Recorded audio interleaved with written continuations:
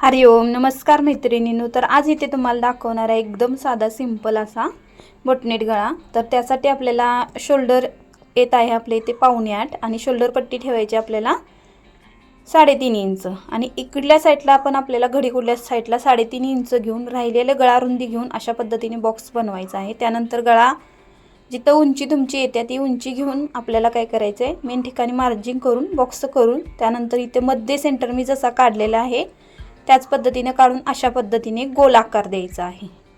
अगदी खूप सुंदर आणि असा छान हा गोल आकार दिसतो बोटनेट मध्ये।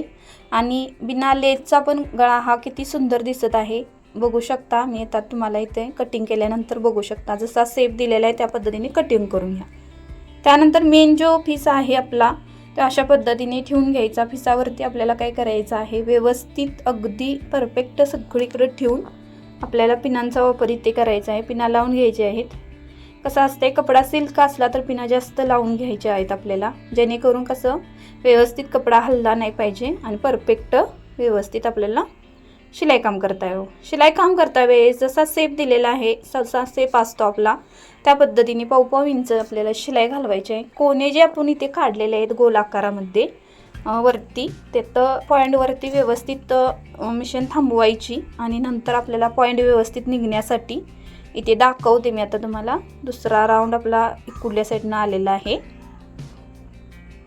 आणि इथे जो कोना आपला आहे इथे थांबवायची सुई अशी आणि पॉईंट असा फिरवून घ्यायचं कापड आणि इथला पॉईंट निघण्यासाठी व्यवस्थित असा आकार द्यायचा आहे। तर मी सगळीकडे 5.5 इंच शिलाई घालवलेली आहे। पूर्ण लाल कलर असल्यामुळे एवढा उठून दिसना झाले, पण 5.5 इंच शिलाई सगळीकडे जसा आकार आपण दिलेला आहे त्या पद्धतीने घालून घ्यायची आहे।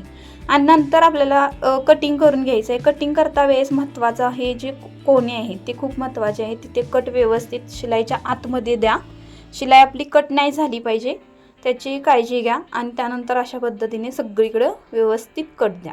कट दिल्यानंतर आपल्याला हा जो मेन अस्तर आहे तो आतमध्ये फोल्ड करायचा आहे आणि असं तुम्ही मार्तूलचा वापर किंवा कशाचा पण वापर करून अशा पद्धतीने तुम्ही कोने व्यवस्थित काढू शकता। कोने काढताना कसं व्यवस्थित निघाली पाहिजे, जास्त पण असं फास्ट प्रेस करायचं नाही कोने काढता वेळेस, कारण काय होतं कापड फाटू शकतं कारण आपण तिथे कट मारलेला असतो। तर जास्त व्यवस्थित हे करायचं नाही। त्यानंतर इथे व्यवस्थित अशा चुन्या बिना काढून घ्यायच्या। त्यानंतर आपल्याला वरून द्यायचा आहे दाब। दाब देताना द्यायचा आहे 1/2 इंचाचा। काटावरती आपल्याला शिलाई नाही मारायची कारण दिसताना फिनिशिंगमध्ये छान दिसण्यासाठी 1/2 इंचाचा दाब द्यायचा। 1/2 इंचाचा दाब देता वेळेस एक लक्षात काळजी घ्यायची की आपल्या चुन्या पडल्या नाही पाहिजेत, फिनिशिंगमध्ये गळा दिसला पाहिजे अगदी व्यवस्थित आणि छानपैकी। चॅनेलवरती माझ्या नवीन असाल तर लाईक सबस्क्राईब, व्हिडिओ आवडल्यास कमेंटमध्ये नक्की सांगा कसा वाटला सिंपल बोटनेट गळा। अशा पद्धतीने इथे सगळीकडे मी बघू शकता 1/2 इंचाने दाब दिलेला आहे आणि गळा कसा दिसत आहे बघा, आकारमध्ये एकदम व्यवस्थित परफेक्ट। त्यानंतर इथे आपल्याला सगळीकडे शिलाई घालवायची आहे। कपडा जो आपला आहे जॉईंट करून घ्यायचा आहे आपला मेन पिसाला। अस्तरचा ब्लाऊज असल्यानंतर आपण अशा पद्धतीने सगळीकडे बॅक साईड जे आहे ती व्यवस्थित जॉईंट करून घ्यायची मेन अस्तरच्या ब्लाऊजला।